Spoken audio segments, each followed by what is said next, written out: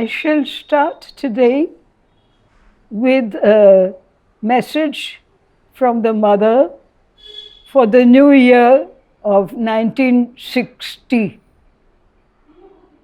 I read it in French and then in English.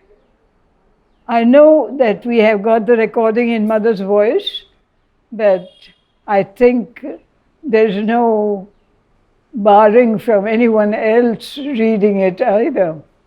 And this message is very good for us. It has been a guide for my own teacher's life, especially.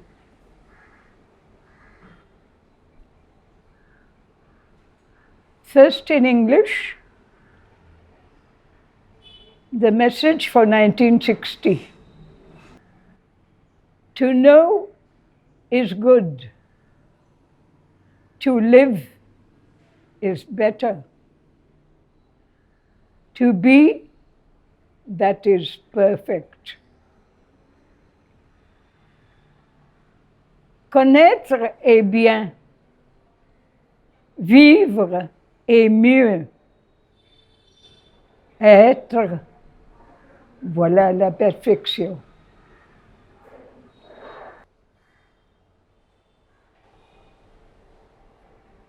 We who have been students here and teachers have observed that Sri Aurobindo has hardly ever spoken of himself.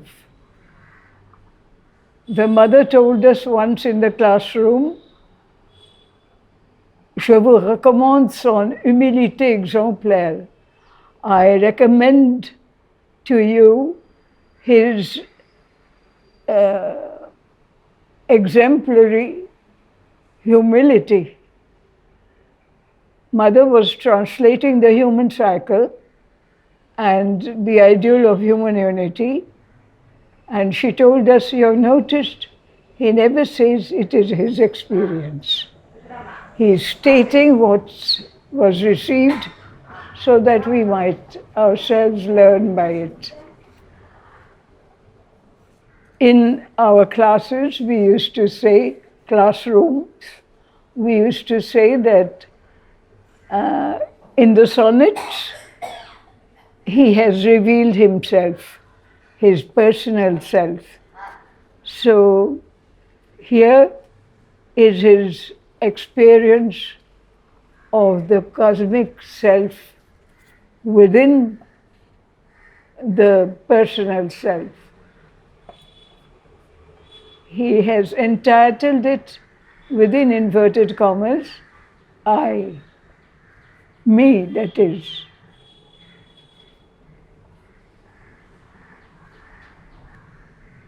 This strutting I of human self and pride is a puppet built by nature for her use, and dances as her strong compulsions bid, forcefully feeble, brilliantly obtuse. Our thinking is her leap of fluttering mind. We hear and see by her constructed sense. Our force is hers. Her colors have combined our fly upon the wheel magnificence. He sits within, who turns on her machine. These beings and portions of his mystery. Many dwarf beams of his great calm sunshine, a reflex of his soul infinity. One mighty self of cosmic act and thought employs this figure of a unit note. Can you tell us a little more about this poem? Because Here he is. it's so beautiful. Yes. He is actually speaking for all of us, because he says this ego center was created by the Mother Nature so that she might express her multiple self through different people in his or her own way, expressing whatever is received.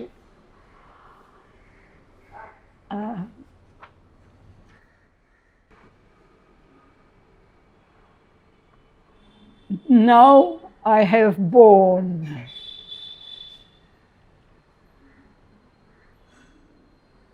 Now I have borne thy presence and thy light. Eternity assumes me, and I am a vastness of tranquility and flame. My heart, a deep Atlantic of delight. My life is a moving moment of thy might, carrying thy vision's sacred oriflamme, inscribed with the white glory of thy name. In the unborn silence of the infinite, my body is a jar of radiant peace. The days align across my timelessness. My mind is made a voiceless breath of thee, a lyre of muteness and a luminous sea. Yet in each cell I feel thy fire embrace, a brazier of the 7 ecstasies. I think I should say a word about the word lyre. It is an instrument, a musical instrument, and it is spelled Lyre. Could you speak about the 7 ecstasies? The 7 ecstasies. I think the 7 ecstasies correspond to the different planes of consciousness. Ecstasy means a joy beyond measure.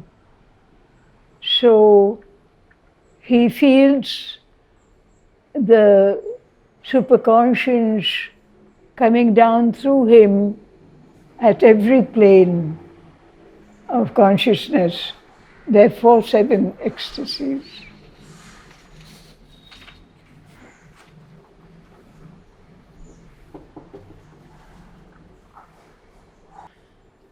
Divine sight.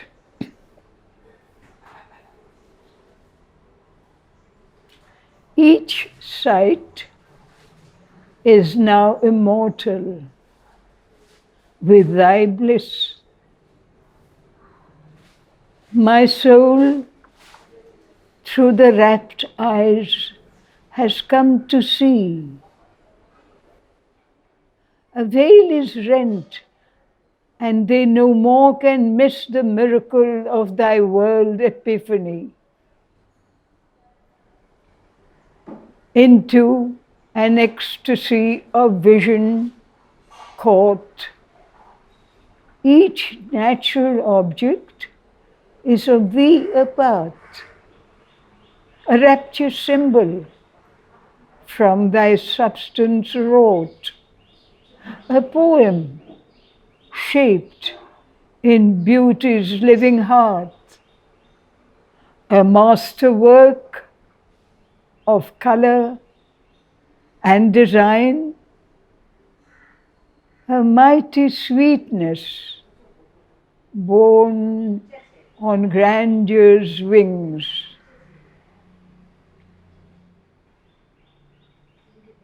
A burdened wonder of significant line reveals itself in even commonest things. All forms are thy dream dialects of delight, O absolute, O vivid, infinite.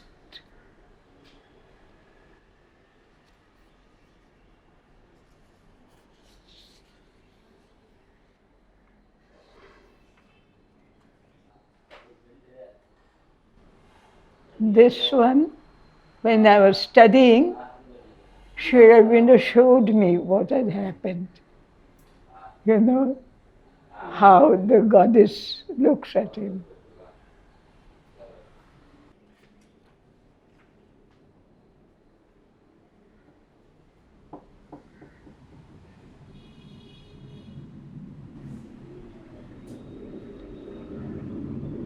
Light.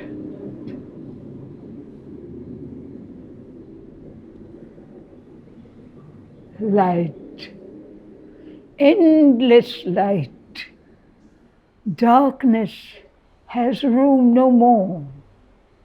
Life's ignorant gulfs give up their secrecy. The huge inconscient depths, unplumbed before, lie glimmering in vast expectancy.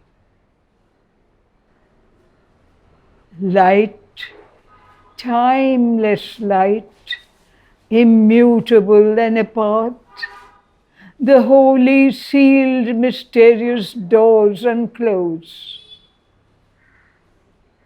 Light, burning light from the infinite diamond heart, quivers in my heart where blooms the deathless rose.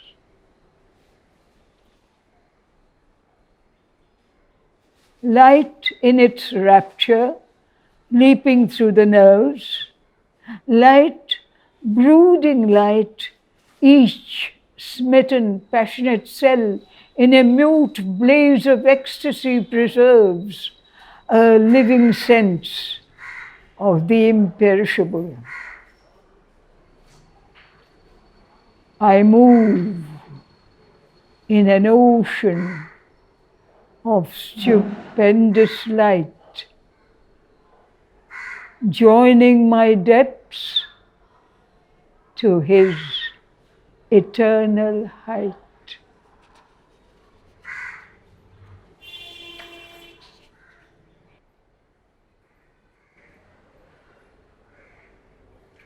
The cosmic spirit. I am a single self, all nature fills, immeasurable, unmoved, the witness sits. He is the silence brooding on her hills, the circling motion of her cosmic might.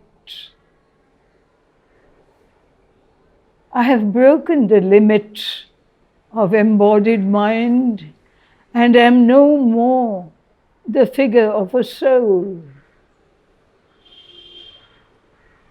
The burning galaxies are in me outlined.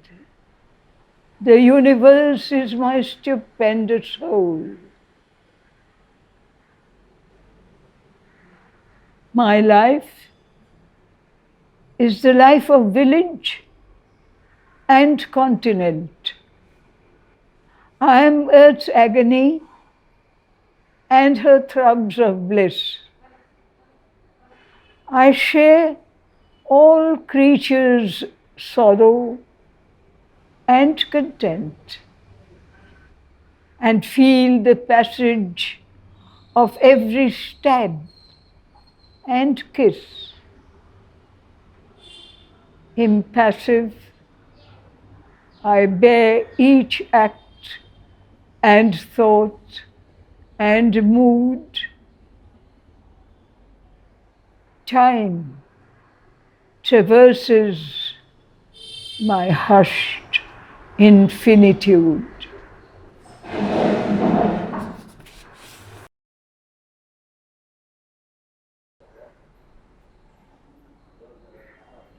The stone goddess. In a town of gods, housed in a little shrine, from sculptured limbs, the Godhead looked at me, a living presence, deathless and divine, a form that harbored all infinity. The great world mother and her mighty will inhabited the earth's abysmal sleep, voiceless, omnipotent, inscrutable, mute in the desert and the sky and deep. Now, veiled with mind, she dwells and speaks no word, voiceless, inscrutable, omniscient, hiding until our soul has seen, has heard the secret of a strange embodiment. One in the worshipper and the immobile shape, a beauty and mystery, flesh or stone can drape.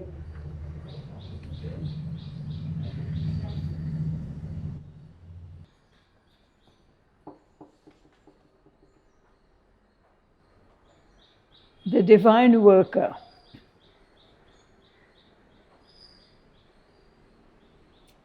I face earth's happenings with an equal soul.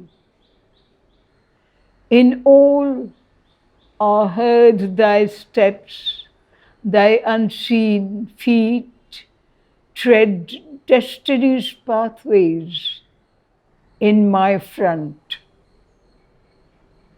Life's whole tremendous theorem is thou, complete. No danger can perturb my spirit's calm. My acts are thine. I do thy works and pass. Failure is cradled on thy deathless arm. Victory is thy passage, mirrored in fortune's glass. In this rude combat with the fate of man, thy smile within my heart makes all my strength. Thy force in me labors at its grandiose plan, indifferent to the time snake's crawling length. No power can slay my soul. It lives in thee. Thy presence is my immortality.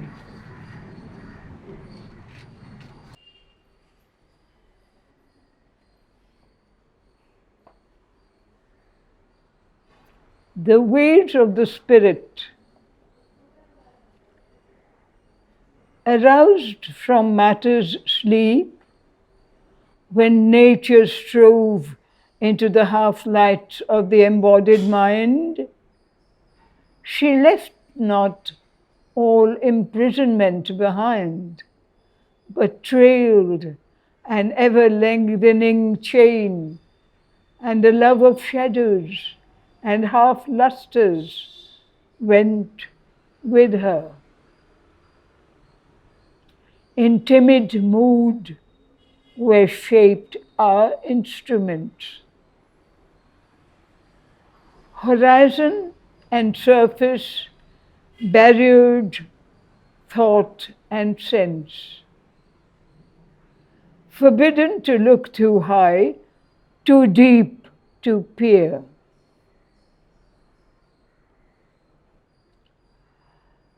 An algebra of signs, a scheme of sense, a symbol language without depth or wings, a power to handle deftly outward things are our scant earnings of intelligence. Yet, towards a greater nature, paths she keeps, threading the grandeur of her climbing steeps.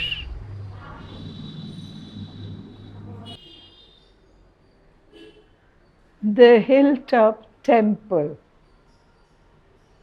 After unnumbered steps of a hill stair, I saw upon earth's head, brilliant with sun, the immobile goddess in a house of stone, in a loneliness of meditating air. Wise were the human hands that set her there, above the world and time's dominion, the soul of all that lives, calm, pure, alone, revealed its boundless self, mystic and bare.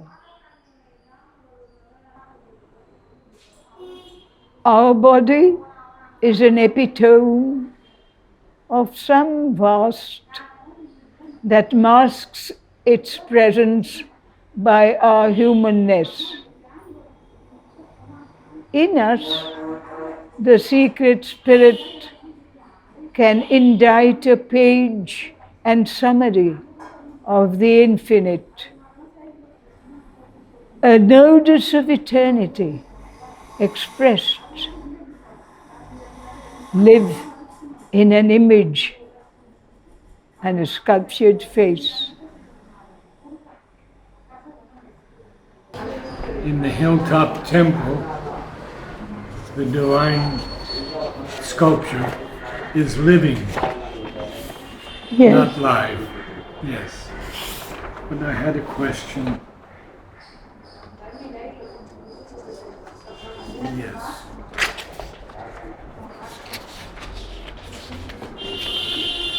What does indite mean? In us, the secret spirit can indite. Indite, I think, is inscribe, write down.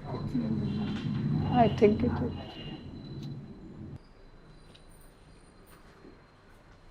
Immortality.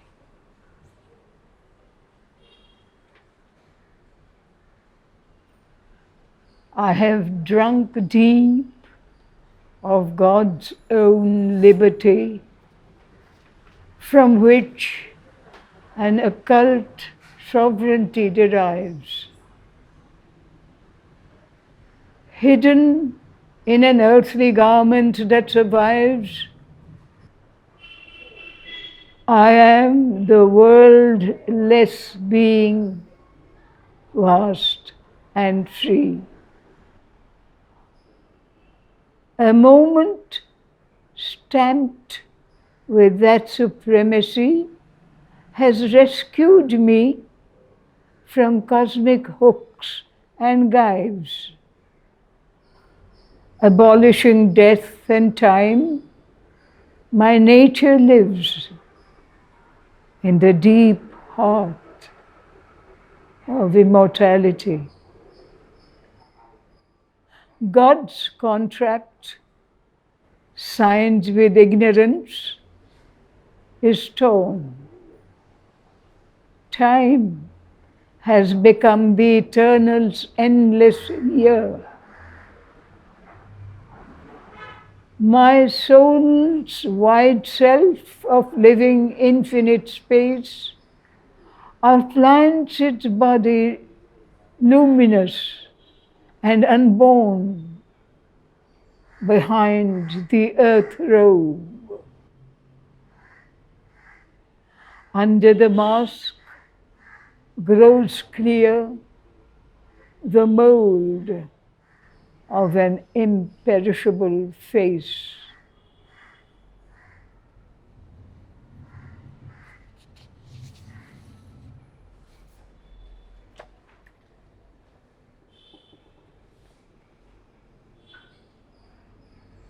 The divine hearing, all sounds, all voices have become thy voice. Music and thunder and the cry of birds, life's babble of her sorrows and her joys, cadence of human speech and murmured words, the laughter of the sea's enormous mirth, the winged plane purring through the conquered air, the auto's trumpet song of speed to earth, the machine's reluctant drone, the siren's blare blowing upon the windy horn of space, a call of distance and of mystery. Memories of sun-bright lands and ocean ways, all now are wonder tones and themes of thee. A secret harmony steals through the blind heart, and all grows beautiful because thou art. One of my favorites.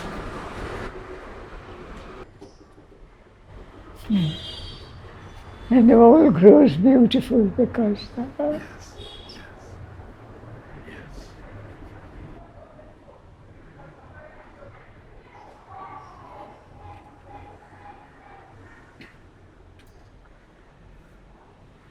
This is about the human being.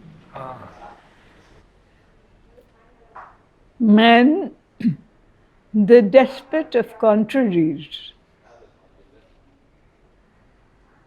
I am greater than the greatness of the seas, a swift tornado of God's energy, a helpless flower that quivers in the breeze.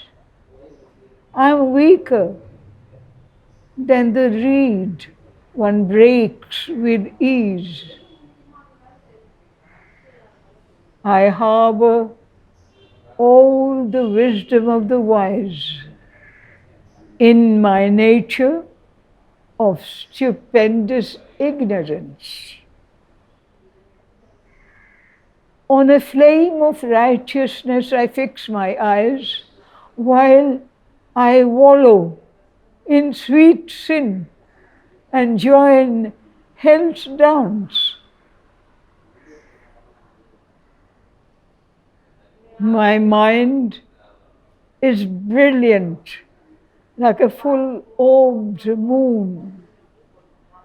Its darkness is the caverned troglodytes.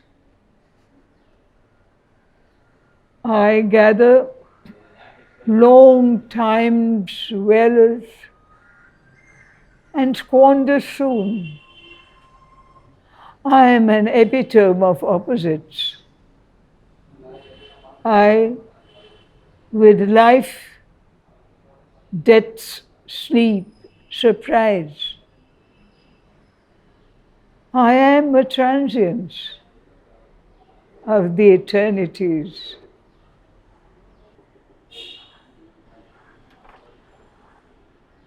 Discoveries of science. This is the third poem on the same subject. Yes, three.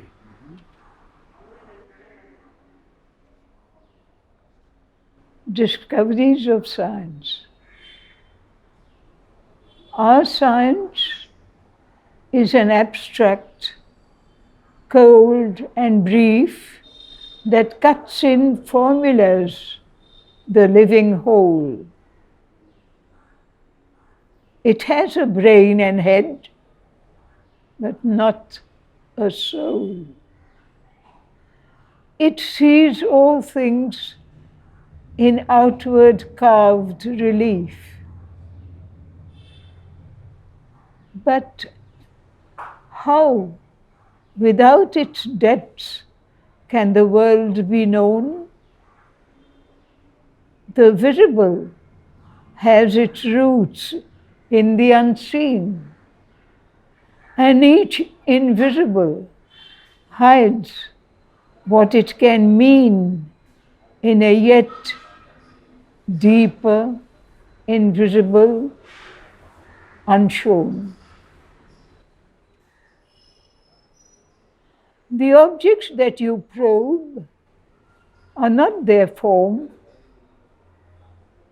Each is a mass of forces thrown in shape. The forces caught, their inner lines escape in a fathomless consciousness beyond mind's norm.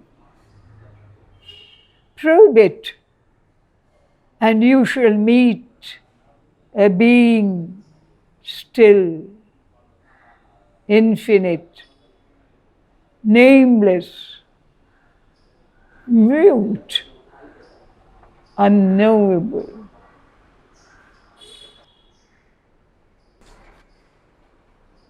A dream of surreal science. One dreamed and saw a gland write Hamlet, drink at the mermaid, capture immortality. A committee of hormones on the Aegean's brink composed the Iliad and the Odyssey.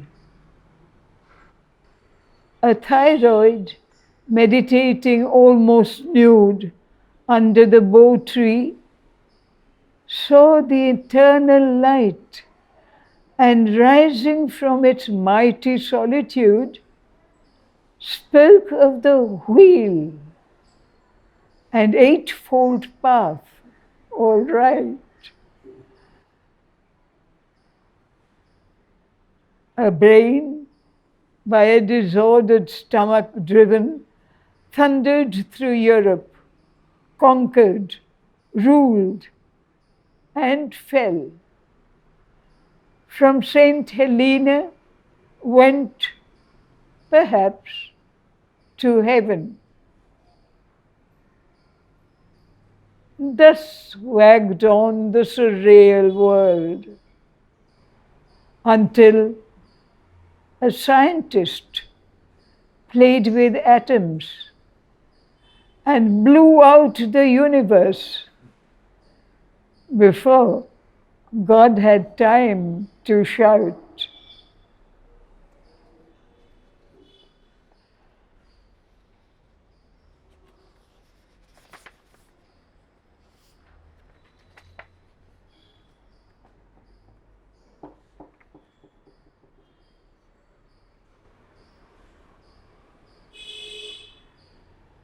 life unity.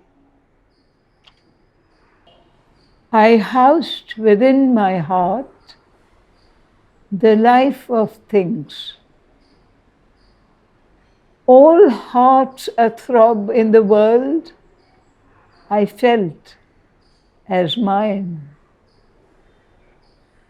I shared the joy that in creation sings, and drank its sorrow like a poignant wine. I have felt the anger in another's breast, all passions poured through my world self, their waves. One love I shared, in a million bosoms expressed. I am the beast man slays, the beast he saves. I spread life's burning wings of rapture and pain. Black fire and gold fire strove towards one bliss. I rose by them towards a supernal plane of power and love and deathless ecstasies. A deep spiritual calm no touch can sway upholds the mystery of this passion play. Yes. Passion play reminded me of the plays on the ashram theatre stage, which Mother herself had directed. And as she knew that she had asked me to do the different roles in each play, she asked me to present. No, it was not her. I think it was Pranubda, who of the playground, who asked me to present the plays. And there are 5 complete 5-act plays, like in Shakespeare. It is in the Shakespearean mold. Most of the speech is in blank verse, that is, the meter is fixed, but there is no rhyming word. And the whole really embodies, expresses too ordinary a word, embodies the era, the time which is described, medieval times, or Grecian times, or ancient Indian times. All have been expressed through these plays and conveyed in a very living way the human, both male and female, and the animal life, and especially nature, the plant kingdom. And everything is like a connected story of the human being in those times and in those different areas of the earth. Mother asked me to, Mother, or was it Pranabda, asked me to present the five act plays of Sri Aurobindo, where he had himself chosen me in after he heard us recite the prologue of Perseus the Deliverer, where I had done the role of Athene, he was happy with my way, and the mother told me, toi tu pourras faire, you will be able to do, tu as le sentiment, you have a feeling. And it sort of troubled me. What on earth does she mean, tu as le sentiment?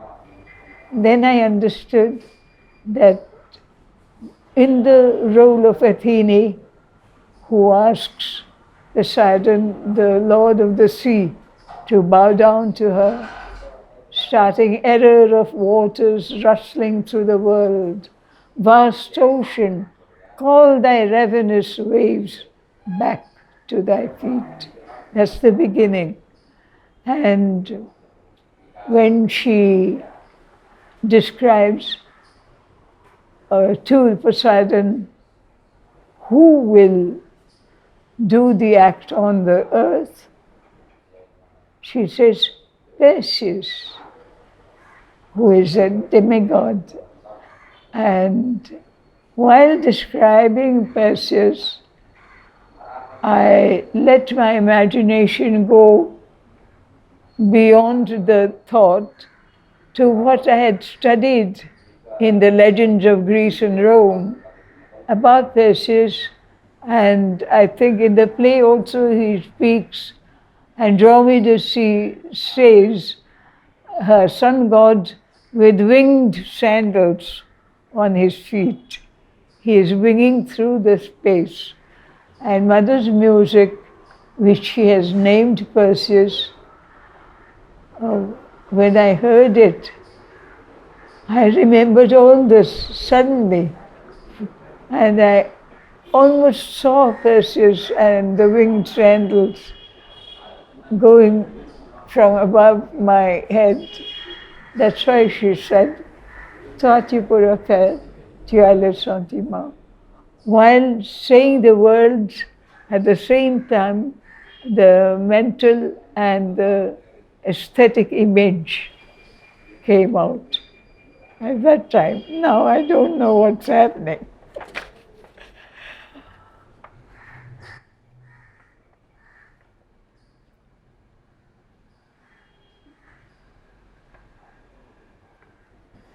This is the descent into the inconscient, which Mother has described in her 1960 prayer.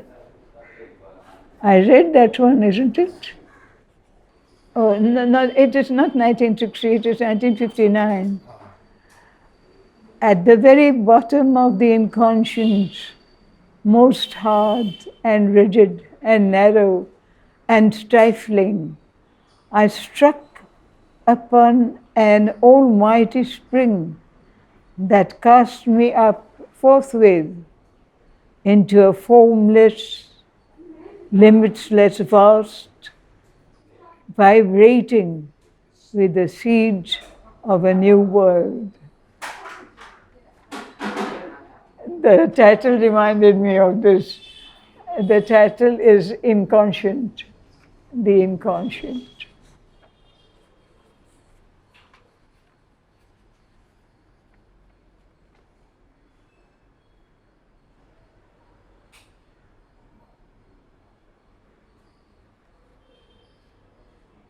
The inconscient,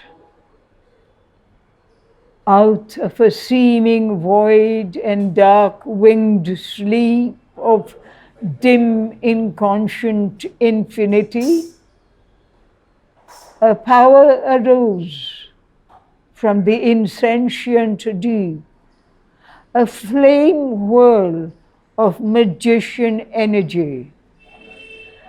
Some huge somnambulist intelligence, devising without thought, process, and plan, arranged the burning stars, magnificence, the living bodies of beasts, and the brain of man.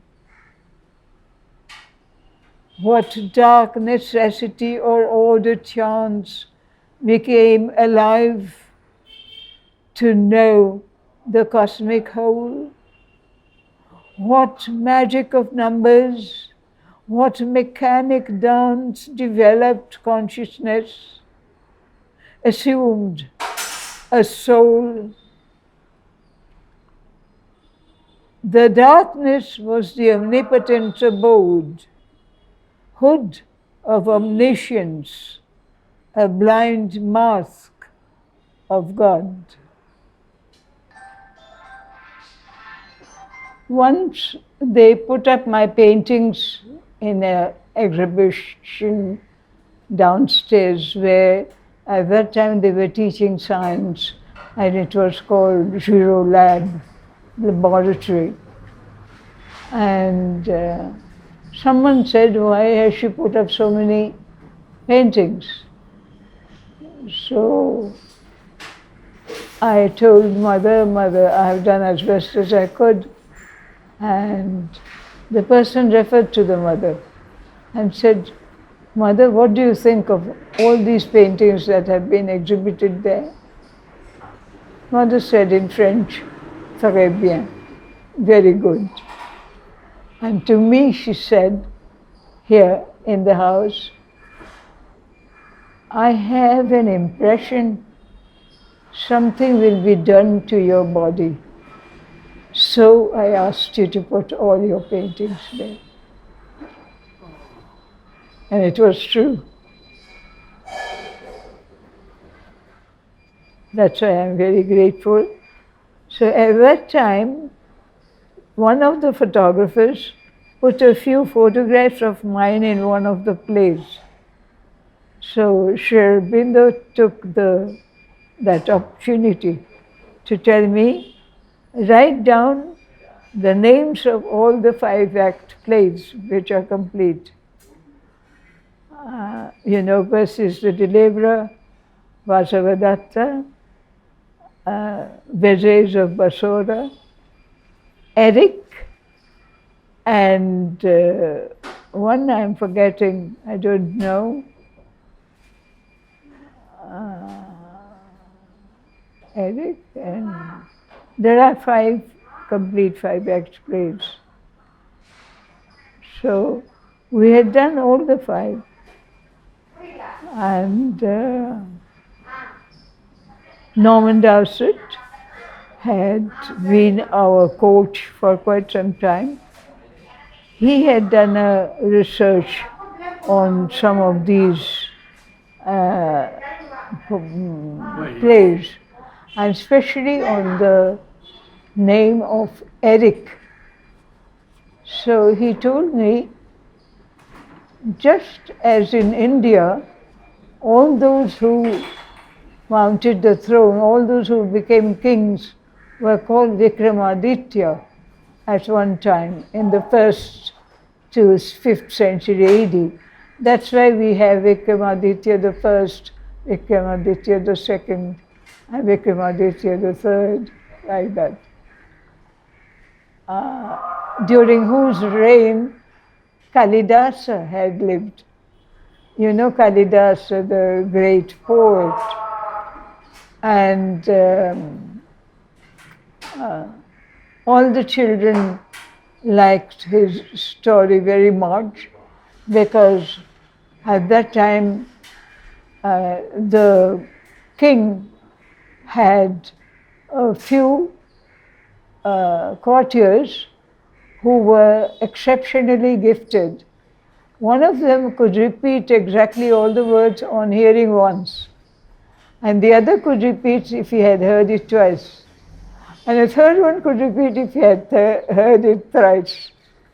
So Kalidasa went to the king and said, Sire, I have created a new verse, new passage. And he recites what he has written.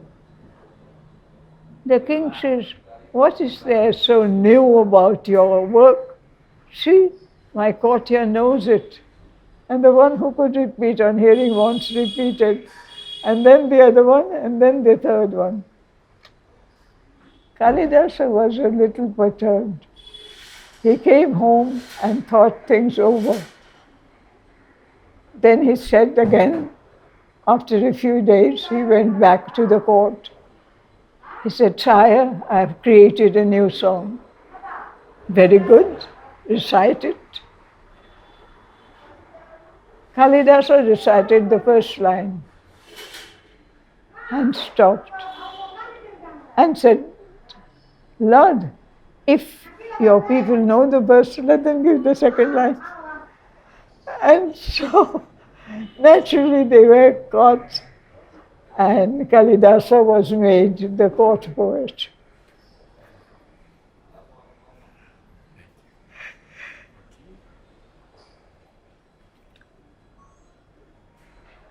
These people were called Shrutidhar. Shruti, hearing, Dhar, holds. One who can hold things by hearing.